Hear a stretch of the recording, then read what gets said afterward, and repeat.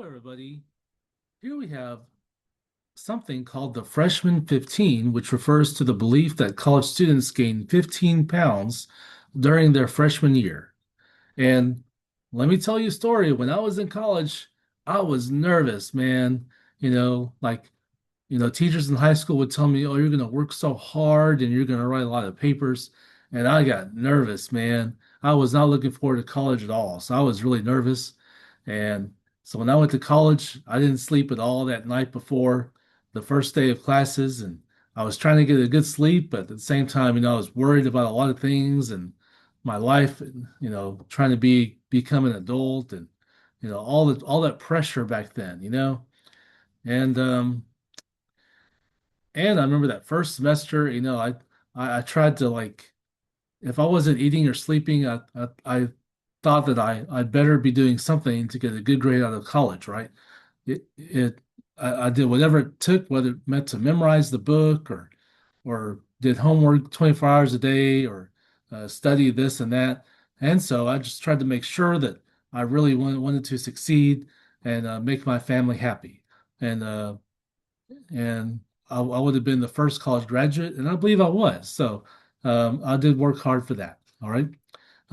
But in so doing, I didn't get any exercise during my first semester, and I gained a lot of weight. Even my family was surprised when I went back home for the holidays. They thought, "Man, you look really different because you look a lot bigger now than before." And they were right about that. Okay. And so, so this whole problem here is based on that idea in the freshman year. So September, here's some weights of 9 people, and then we took the same weights again in April of each of these same 9 people. And we believe that the weights in April are overall less than the weights in September. Okay.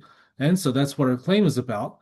We want to test the claim that for the population of freshman male college students, the weights in September are less than the weights in the following April. Okay. And so I think I spoke wrong about that just earlier. So we want the weights to increase from September to April. So we believe that during the year they put on a lot of weight from September to April. Okay, and so we want to test the claim that the weights increased from September to April, which is the same thing as what this claim says. We want the weights in September to be less than the weights in the following April. Okay. All right, so we want to write a claim statement here. Now, I did a part in another video, so please feel free to look for that other video to see the A part done. So in this video, we're going to do the B part. So it says to construct the confidence interval that could be used for the hypothesis test described in part A. And then what feature of the confidence interval leads to the same conclusion reached in part A. All right. All right. So to do this, we need the claim statement.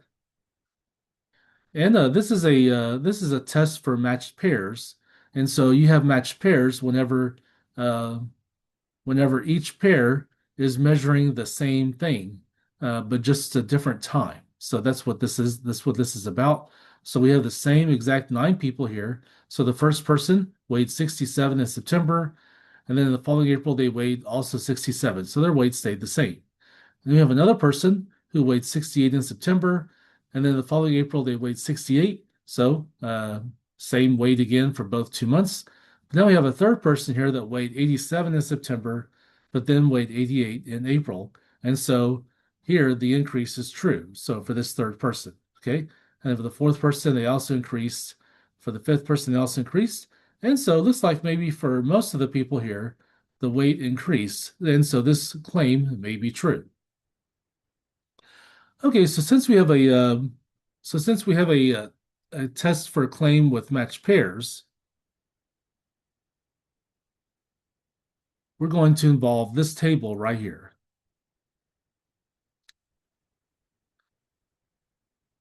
All right, so whatever we want, we'll decide the claim statement. So again, we want the weights to increase from September to April, and so we want this first row here where it says B is less than A, which means we want before to be less than after. And so in that case, our claim statement is going to be mu sub d less than 0. So let's write that down.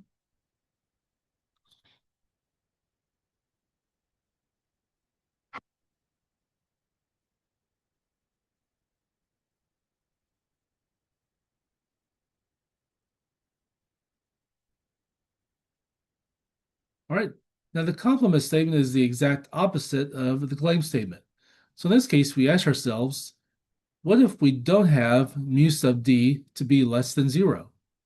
All right. So we can draw a little table, draw a little graph here for that.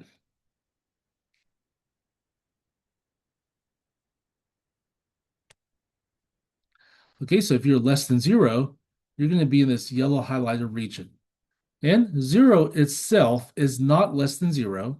And so literally, we don't want to include the 0 in the yellow highlighted region. So to enforce that, we put a circle by the 0. All right. So this is just telling us that this yellow highlighted region, which is our claim statement, is strictly less than 0. So that means whatever is not highlighted in yellow, that's our complement statement. So let's use a different color for that. So this 0 is not in the yellow, so we'll highlight that to be green. And everything to the right of that is also green. And so everything in the green is the complement statement. And so symbolically, what's that going to be? That's going to be mu sub d greater than or equal to 0. So if you're not less than 0, then you must be greater than or equal to 0. Okay, now for the HO statement, it's either going to be mu sub d less than 0 or mu sub d greater than or equal to 0. And the HO statement is whichever one of those statements that has the equal sign inside it. Well, the equal sign is inside of the greater than or equal to, and so we'll choose the complement statement for the HO statement. So that's going to be mu sub d greater than or equal to 0. All right, now the complement is the same as the HO in this case, and that means we must choose the claim statement to be the H1 statement. And so in this case, the H1 statement is going to be mu sub d less than 0. All right, now to do the rest of this problem, in other words, to find the confidence interval, we're going to use stat disk.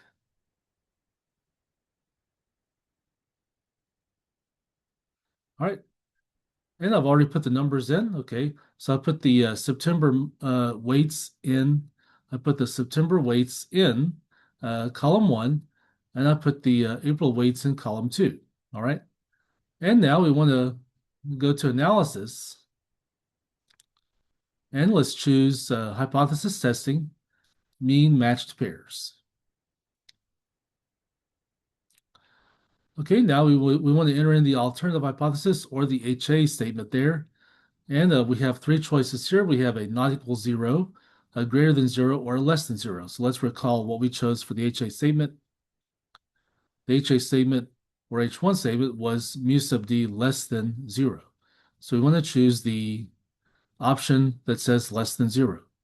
And it's right here. Mean of differences less than 0. So by the way, mu sub d stands for the population mean of differences, which is going to be less than 0. Okay, and then we want to put in the significance level. So let's see what that's given to be.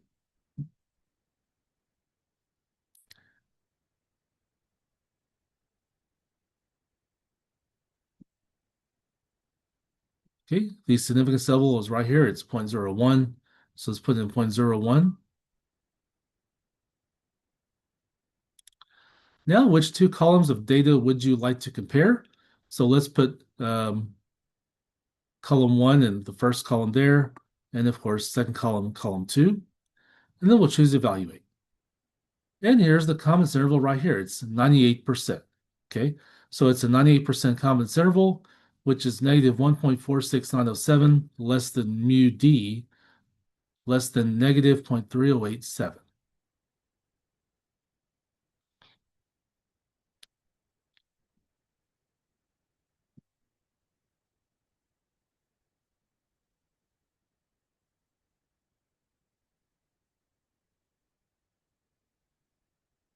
Okay, so that's our confidence interval. And now, how does that help us get the claim? In other words, Is the claim true or not true? Well, whenever we get a confidence interval, we're always concerned whether or not zero is included in the interval. So to see if it is, let's draw a graph.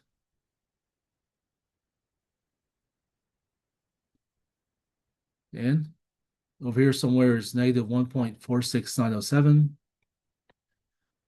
And negative 0.3087 is bigger than that number, so it's over here somewhere arbitrarily. And we ask ourselves, where is zero located? Well, zero is bigger than zero is bigger than all of the negative numbers, right? And so over here somewhere to the right of all this is zero. Okay. Now, technically, the confidence interval is in this green region right here. Okay. In other words, this is where mu sub d lies. Right? So mu sub d lies between negative 1.46907 and negative 0.3087. So in other words, mu sub d is some number in this green interval. Okay. And is zero a part of that green interval? No, it's not. Okay. As a matter of fact, zero is in the, well, let's see. So zero is not part of that, is it? Okay. So what this means is,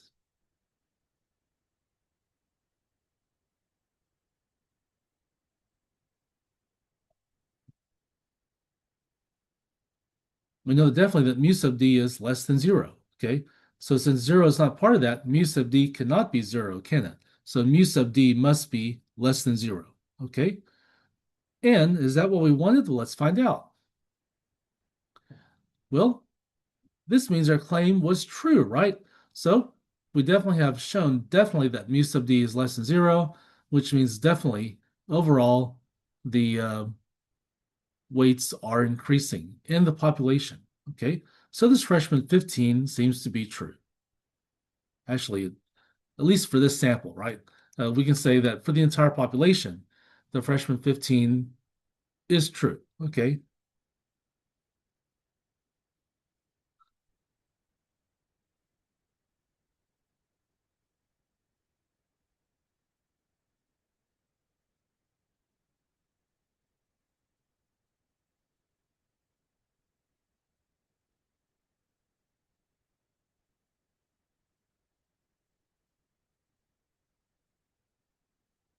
Okay. So we can definitely say that the weights in the population of freshmen are increasing. Okay. Now, if we look back at the data there,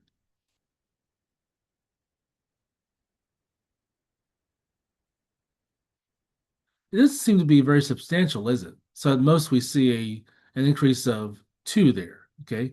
And so it would have been better if we had a bigger difference there between September and April.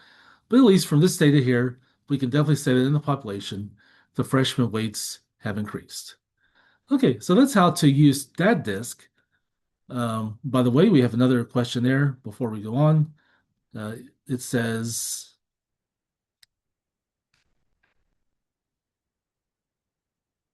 what feature of the confidence interval leads to the same conclusion reached in part A? All right. Um, okay, so the feature is just knowing whether or not zero is in the interval. Okay, so the feature is,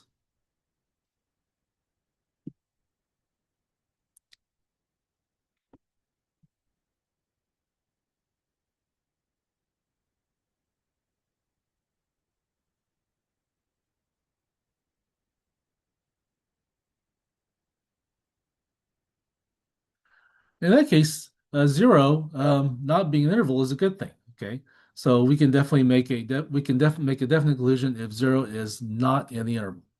Okay.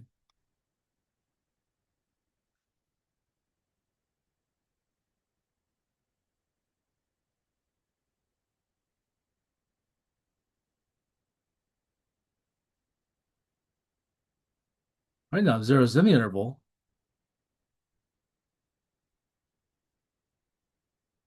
it's an indefinite conclusion. So that's one thing to remember.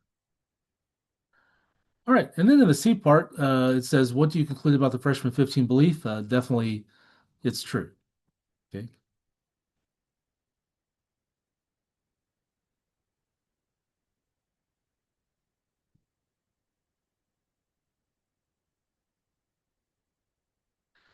All right. And that's how to use StatDisk to test a claim with a confidence interval in matched pairs with the mean.